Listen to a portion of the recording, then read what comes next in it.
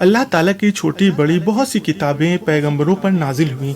बड़ी किताबों को किताब और छोटी किताबों को सहीफे कहते हैं। आसमानी किताबों में सबसे मशहूर 4 किताबें हैं। 4 आसमानी किताबों के नाम इस तरह हैं। पहला तौरेत जो हजरत मूसा अलैहिस्सलाम पर नाजिल हुई। दूसरा जंबूर हजरत दाऊद अलैहिस्सलाम पर नाजिल हुई। तीसरा इंजील जो हजरत ईसा अलैहिस्सलाम पर नाजिल हुई। और चौथा कुरान हजरत मोहम्मद सल्लल्लाहु अलैहि वसल्लम पर नाजिल हुई। इस सहीफों की तादाद अल्लाह रब्बुल इज़्ज़त ही खूब जानते हैं, लेकिन चंद सहीफे हजरत आदम अलैहिस्सलाम पर और चंद हजरत शीश अलैहिस्सलाम पर और चंद हजरत इब्राहिम अलैहिस्सलाम पर नाजिल हुई। इनके अलावा और भी सहीफे जो बाज पैगंबरों पर नाजिल हुई। तौरेत के बारे में अल्लाह ताला ने कुरान मजीद में इरशाद फरमाया है, बेशक हमने तौरेत उतारी और उसमें हिदायत और नूर है।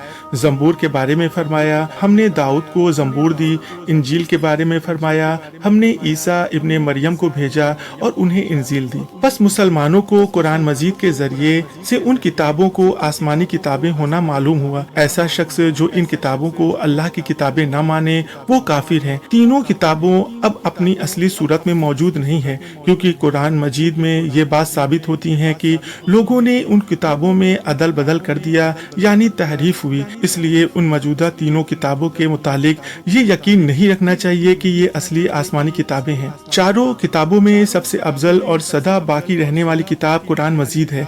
कुरान मजीद अल्लाह की किताब भी है और अल्लाह ताला का कलाम भी है। हमारे प्यारे नबी सल्लल्लाहु अलैहि वसल्लम पर कुरान मजीद नाजिल हुई। कुरान मजीद में कुछ चंद फजीलतें हैं। पहला, कुरान मजीद का एक एक हर्फ और एक एक लफ्ज महफूज है। इसमें एक लफ्ज का भी कमी बेसी नहीं हुई है और न कयामत तक कोई कमी बेसी हो सकेगी। कुरान मजीद की हिफाजत की जिम्मेदारी खुद अल्लाह ताला ने ली है। दूसरा, कुरान मजीद का कलाम ऊंचे दर्जे की इबारत है।